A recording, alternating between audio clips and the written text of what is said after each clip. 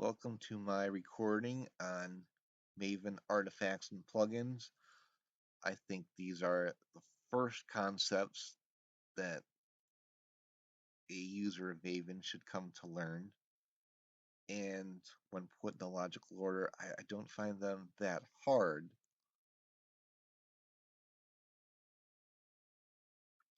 As an overview, we'll talk about artifacts, we'll talk about plugins, talk about how the plugin descriptor works for plugins, go over the goal prefix, then mojo tags.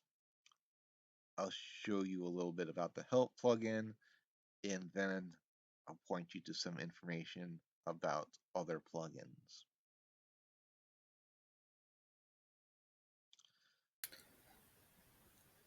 With artifacts, we will see a way to store jar files in a way that reduces redundancy.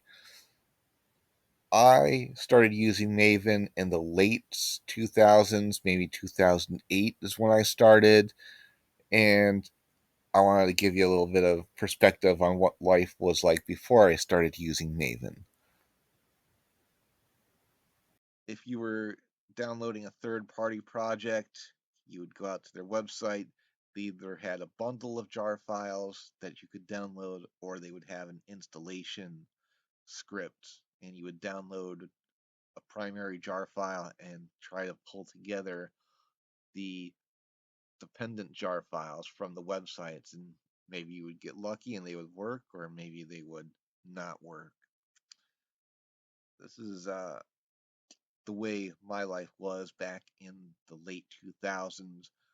I was also reading Ruby on Rails at that time for a spell. They were doing shared libraries, and many respectable companies were using Ruby on Rails at that time. Python is also using shared libraries. Java's got to find a way to use shared libraries. I can't imagine the Java ecosystem working without having a shared libraries mechanism. I referenced the TOB index URL down there. On there, you'll see a chart which measures how the different languages are having what you would call market share amongst the developers. Python is dominating as I record this. Java needs to stay relevant so that people want to use it. Otherwise, something will come along and make it obsolete. So we go into using Maven. Maven's going to give each jar file a unique place to live. You can also store WAR files, zip files, SHA files. There's a special type of XML file that Maven creates called a POM file. The Maven repository is going to be the folder on your computer where those artifacts are stored. There's going to be a folder structure comprised of your group ID, followed by an artifact ID, followed by a version. A lot of, from my experience, it seems like M2 repo is the term that's used to refer to this directory. I'm going to refer to it as the Maven repo.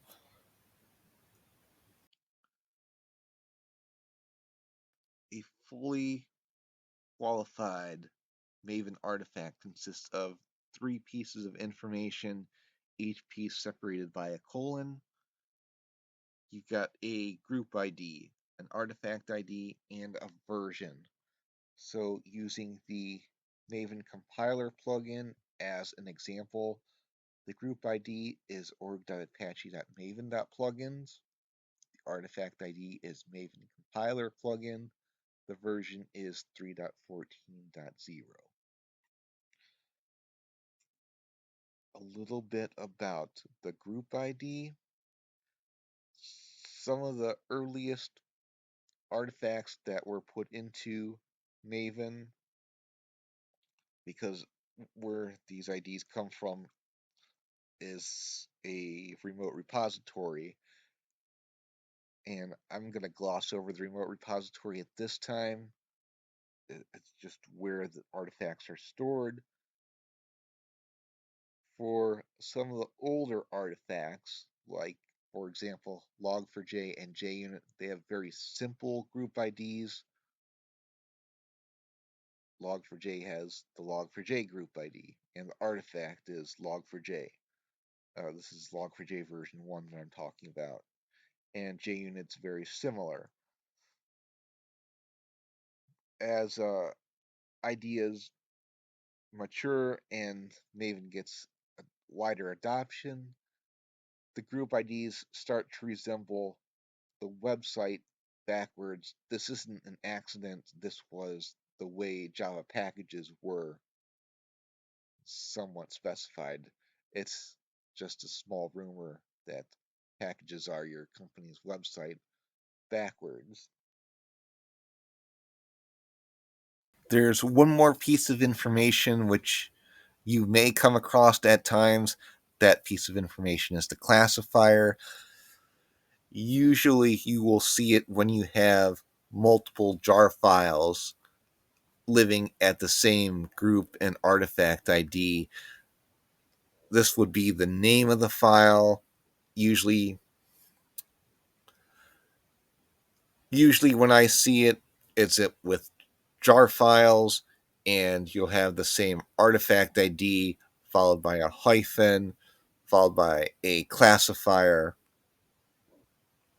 and maybe there'll be a main jar without a classifier, one or two other jar files, which are variants of the main jar, which are used for other purposes. Maybe it's to deal with the Linux operating system. One time I used a classifier to denote a different version of Java that it would run with. So that's what classifiers can do for you and why you should know about them.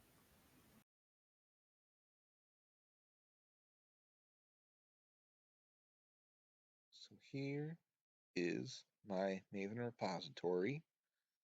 See, here's log4j, group ID, artifact ID, version 1. And drilling to find the compiler plugin in this, org Apache Maven plugins, Maven compiler plugin, 3. And here you can see the Maven compiler jars.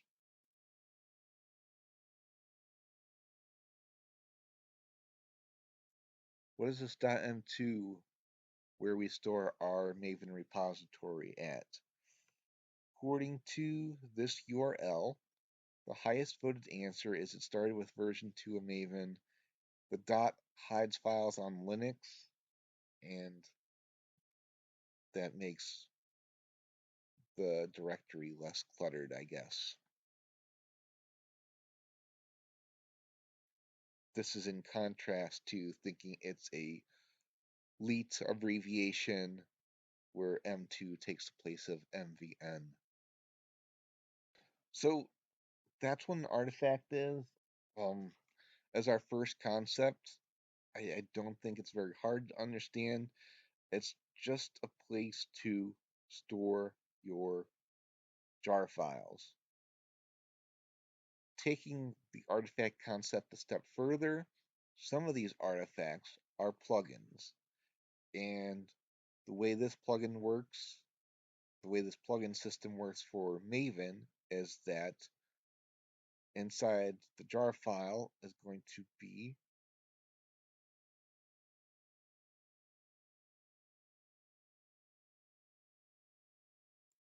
the way this plugin system works is there is going to be a file, a plugin.xml, which is called the plugin descriptor.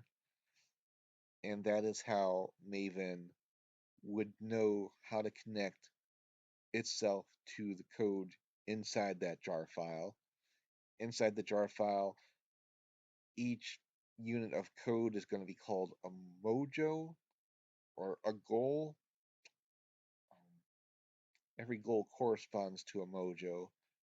This word mojo itself might mean a bit more, but as far as how I describe it, I use the word goal. And a goal is a piece of code that runs and performs an activity. For running a goal, you would get a command line, run mvn group ID :artifact ID :version :goal, or if you have the goal prefix, we'll talk about that in a little bit, then you could use the goal prefix and then specify the goal. One of the plugins that's a major plugin for Maven is the jar plugin. As far as a group, same group. As far as a group, you got org.apache.maven.plugins.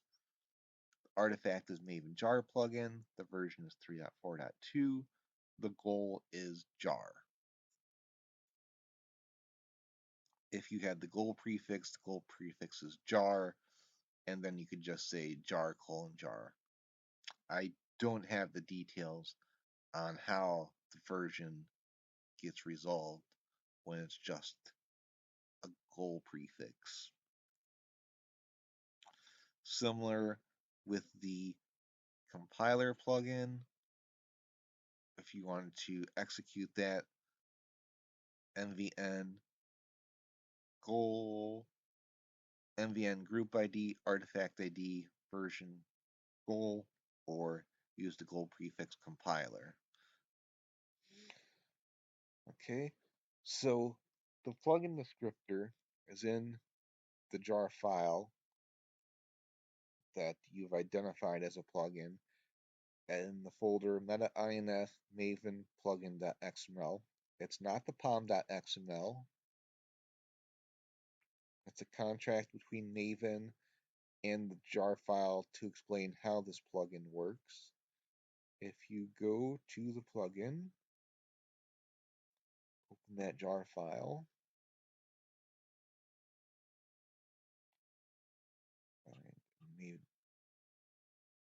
When I want to look at a plugin, usually I bring it back to the Maven folder, open it up. Here we are at the top. As far as top level tags,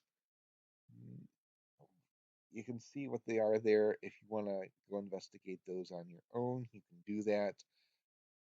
I feel like the most important tag here is the goal prefix.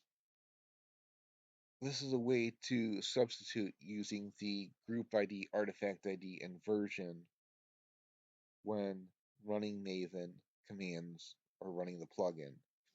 We'll see this in a little bit on some of the other slides. In my understanding, it needs to be connected up on a path. So it opens up a lot of questions which are beyond the scope of this recording. It's just good to know that that's there. One quick tip for maybe you've ended up in a situation where you have a goal prefix and a goal, but you do not know the group ID, artifact ID, or version. So if you want to, you can run Maven. This -x is for verbose logging. Run the command and redirect it to a file. Let's do that now.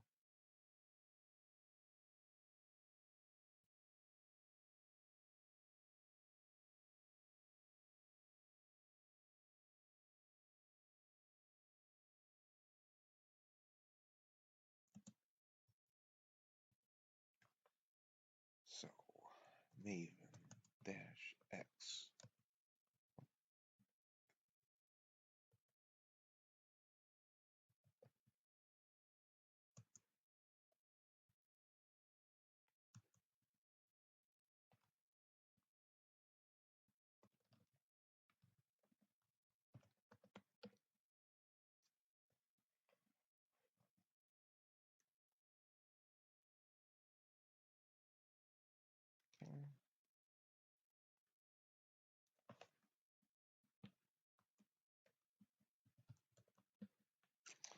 And when you search through the output, look for the word resolved.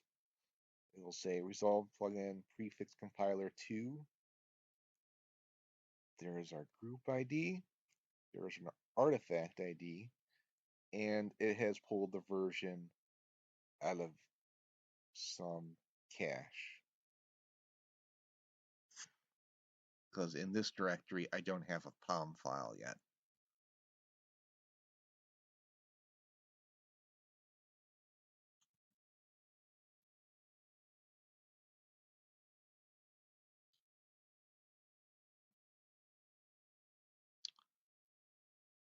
We want to take a closer look at those Mojo tags.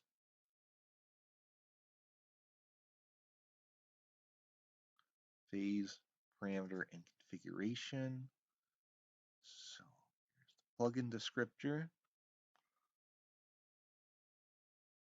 Let's start with help.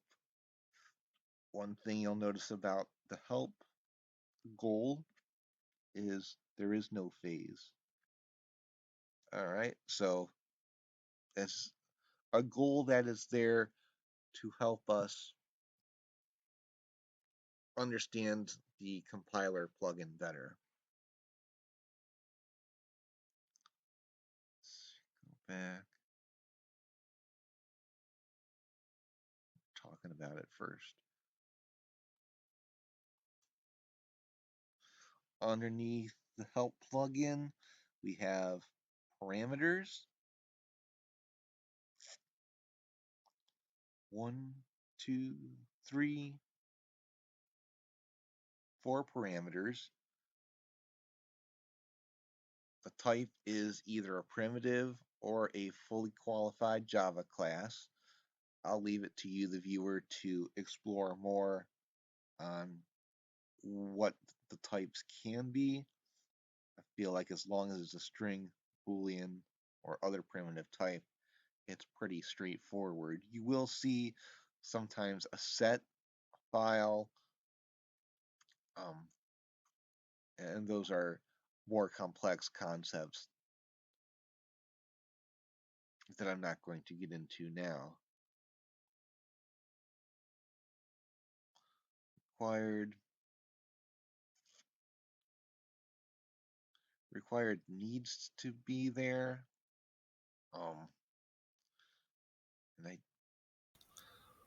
What the required tag is for is specifying if that parameter is required for the plugin to run.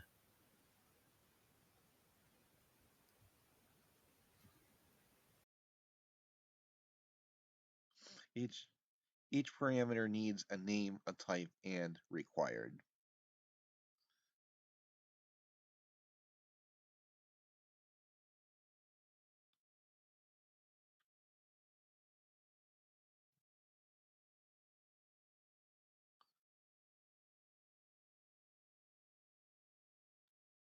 After the parameters section is the configuration section. And this is one of those areas which adds to confusion to understanding what's going on. For the help parameter, each parameter is listed here. The default value is false, and the default,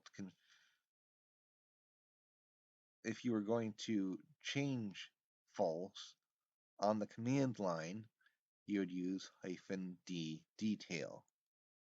As that's a Boolean, you don't necessarily have to say detail equals true.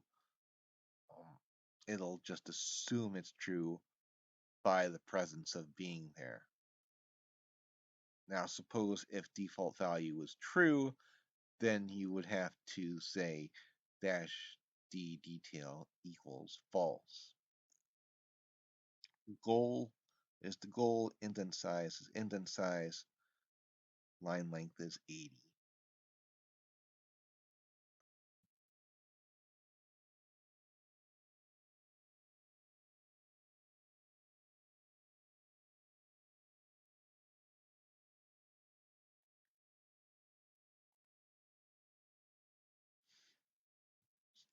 Take a look at that, shall we?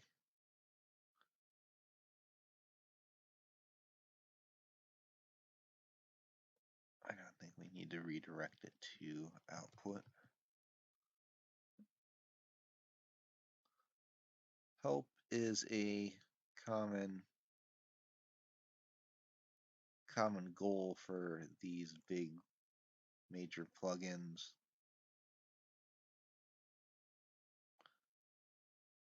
Shows you the plugin has 3 goals: compile,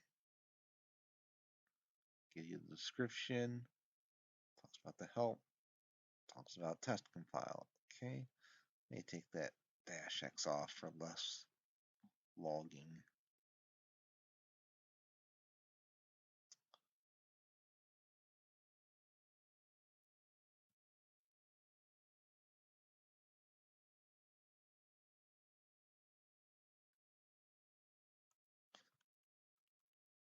There we got it a bit more concise between execution of the command, finishing the command.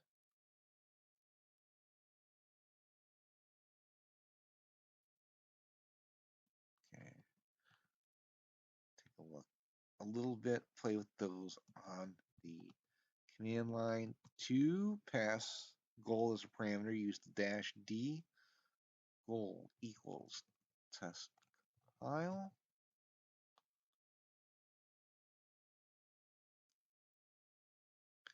And now the description has only printed out the test compile. I can do specify multiple parameters. -d indent size equals 4.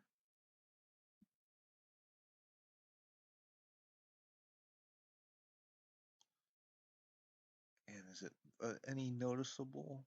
Any notice? You can see here, indent size was 2. Down here, indent size was 4. So for the help plugin, it was a bit easy. Let's do -detail too. -d detail. Probably it's enough to say -d detail. You don't need to say -d detail equals true. Now here with the -d detail, it's given us information about the different parameters.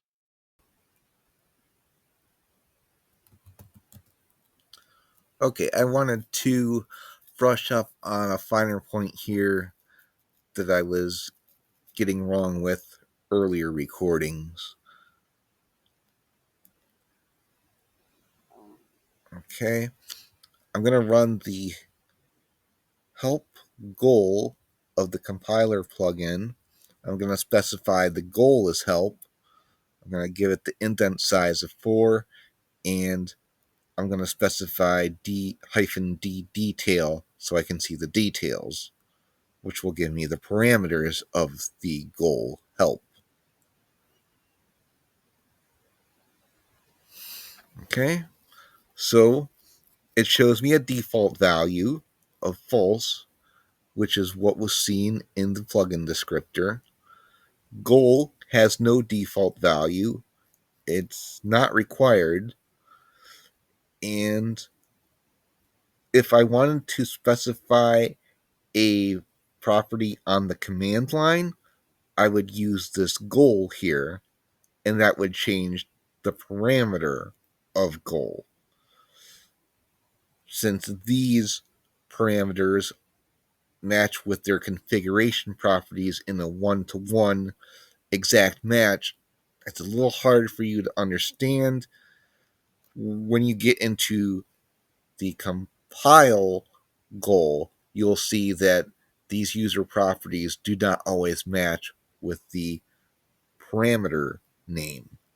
So when you're running command line, look at the user property.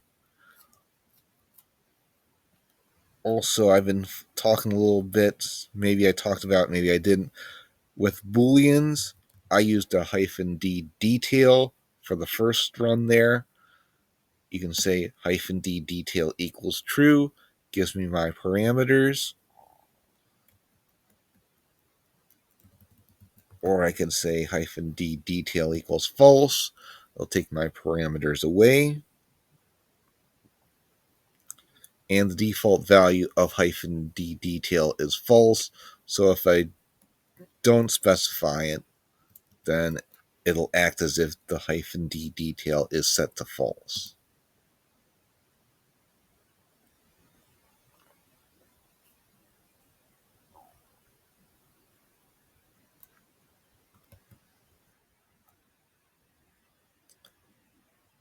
And this user property is what corresponds to the $brace variable substitution that we see in the configuration area.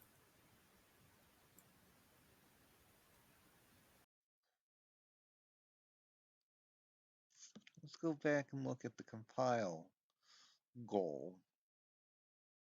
Okay.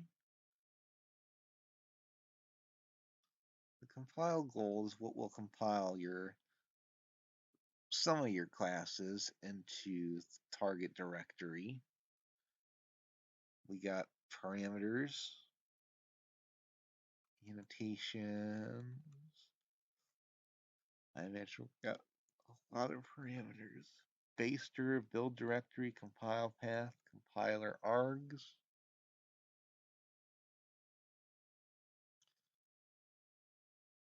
And if you want to go through those parameters, you can look at them yourself.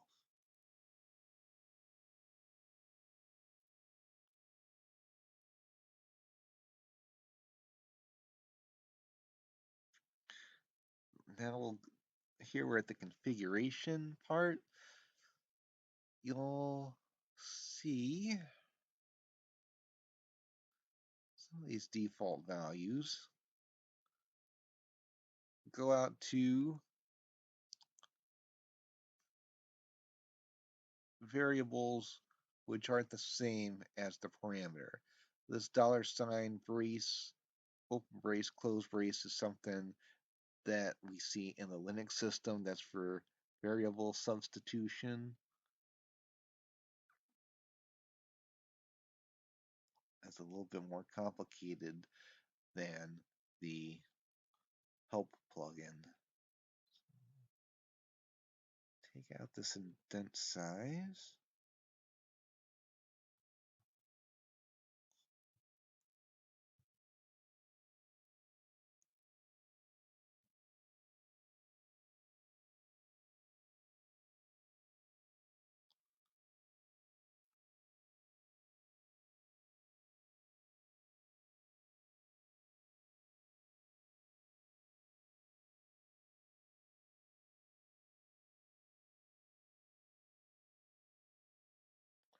Unlike the help plugin, it hasn't told us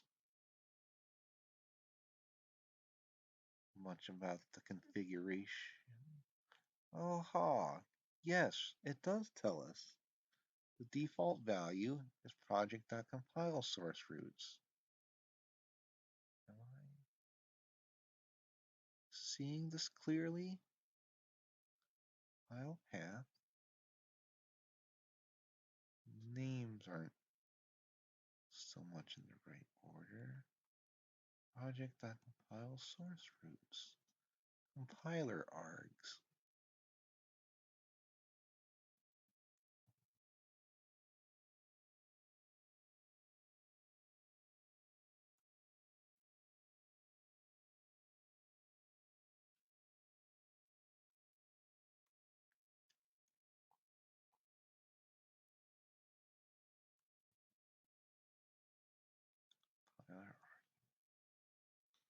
Compiler ID. Default is Java C.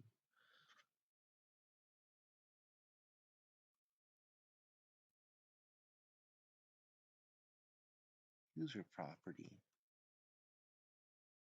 Okay. So for setting the compiler ID, you would use this user property -d maven.compiler.compiler ID to set that. But being that it's actually starting with a Maven, probably the Maven system supplies that.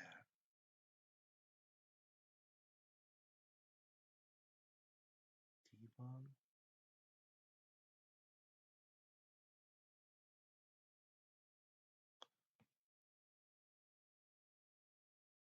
Go back to help and see if help does that. Oh, okay. It does. The user property. That's what you would use on the command line.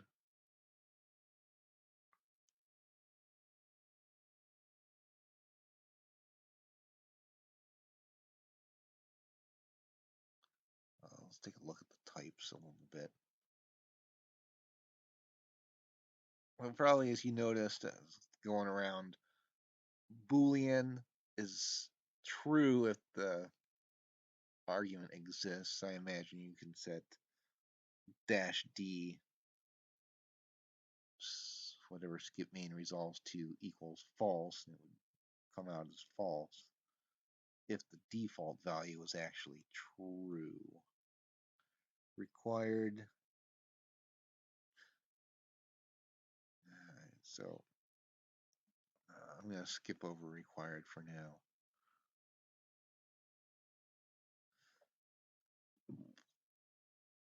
Okay, so yeah, this has been good. Talking about types. Boolean, integer, you know what an integer is, you know what a string is. I'm not going to get into the depths of some of these other types or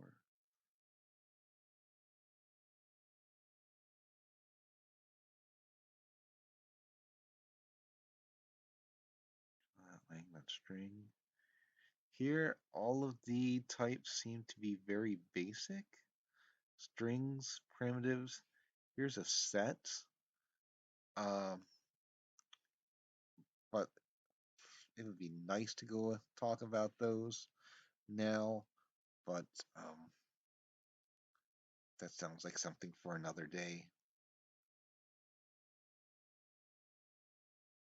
If you want to also go out and experiment with building your own plugin, there's a URL for you, or you could look at Maven the Complete Reference sections 11.4 to 11.6. I'm not going to go into that here. I would like to talk about the help plugin,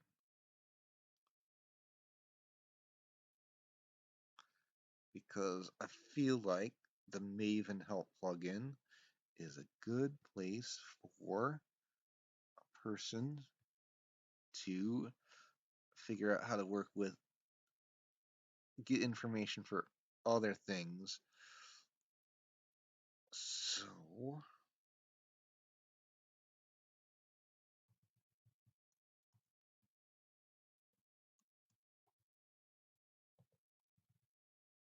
do we need the X right now? I don't think so.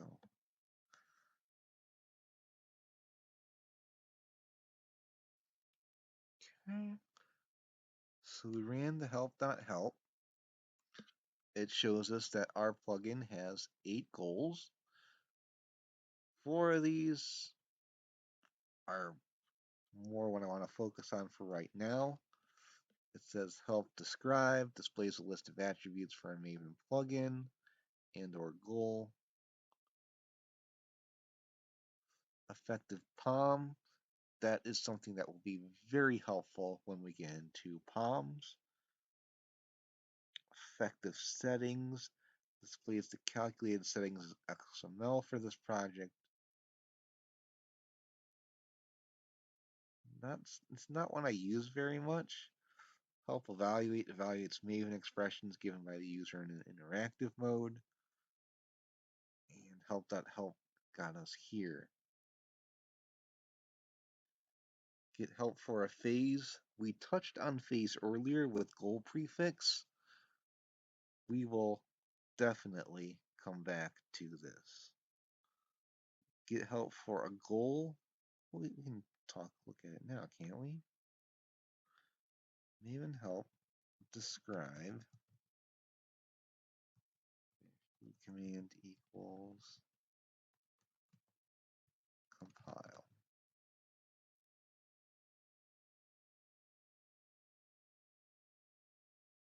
Okay.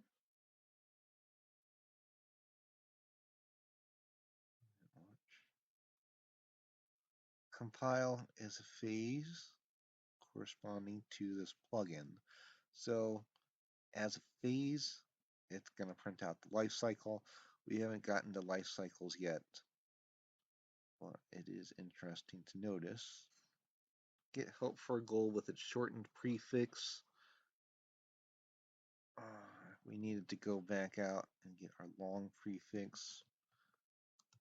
X help output text.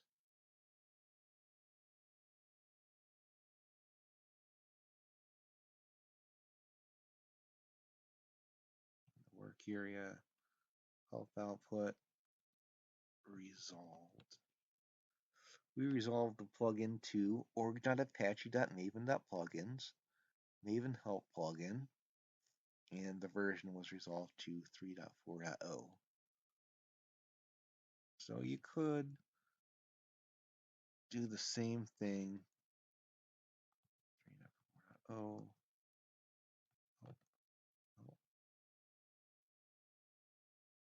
I gotta put Maven on the front of that.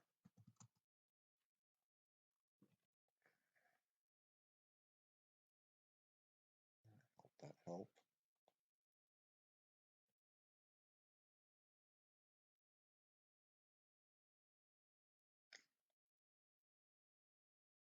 Resolve plugin.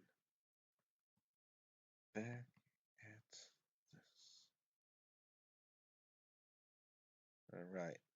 So now let's use the help describe to tell us about a goal.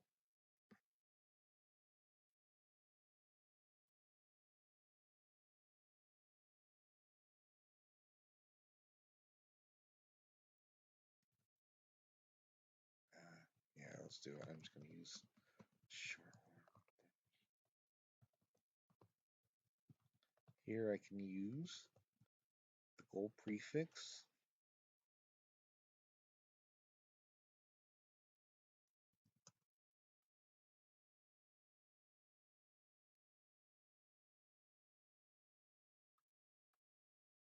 Okay. Description displays a list of the attributes for a Maven plugin and or goal. And now it gives us note Maven help describe -d detail, and they'll give us a little bit more information.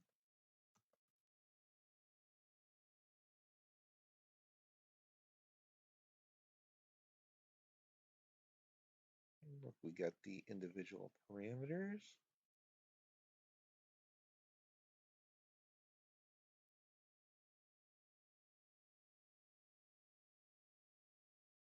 One of these parameters is goal.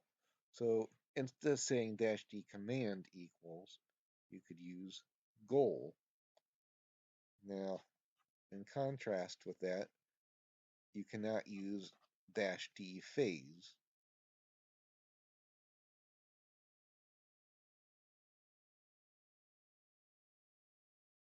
We've been through the compiler plugin. We touched on the surface of the help plugin. Help describe -d detail. Yeah, one more round. Compiler dot compile using the help describe goal to describe a command that is somewhere else, and it looks very much like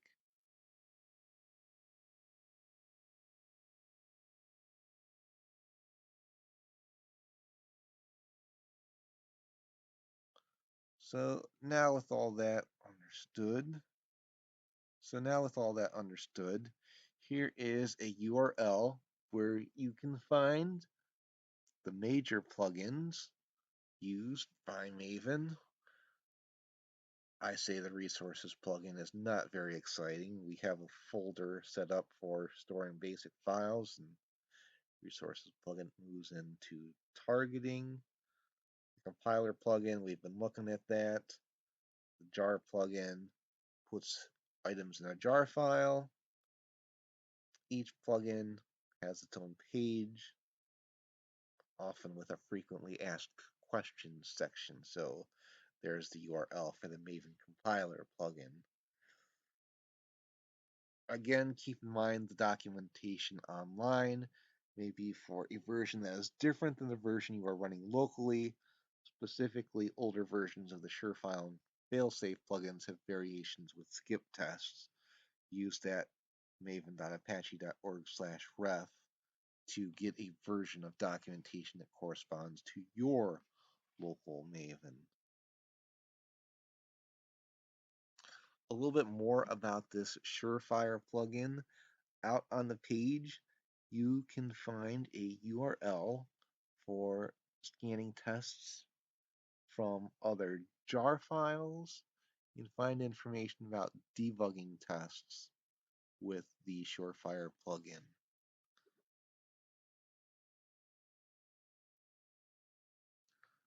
One of the plugins that I recommend looking at and getting a deeper understanding of is the Maven dependency plugin. I call this that one out because it's not one of the major plugins of the life cycle. It's something that is responsible for pulling down the other dependent jars, and it's helpful for outputting a tree to show you how dependency fits in when you finally got that pom.xml going.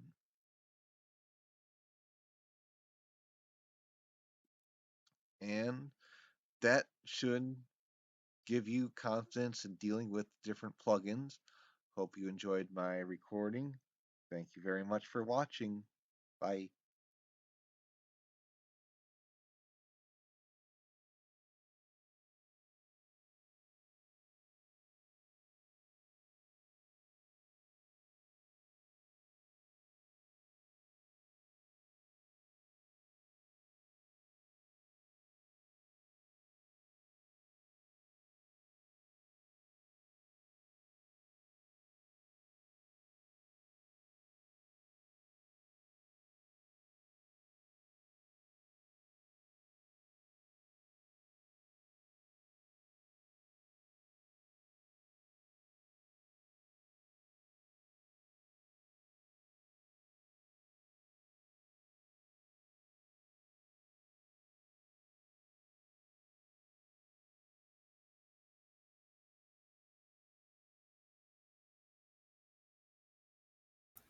The help goal from the compiler plugin.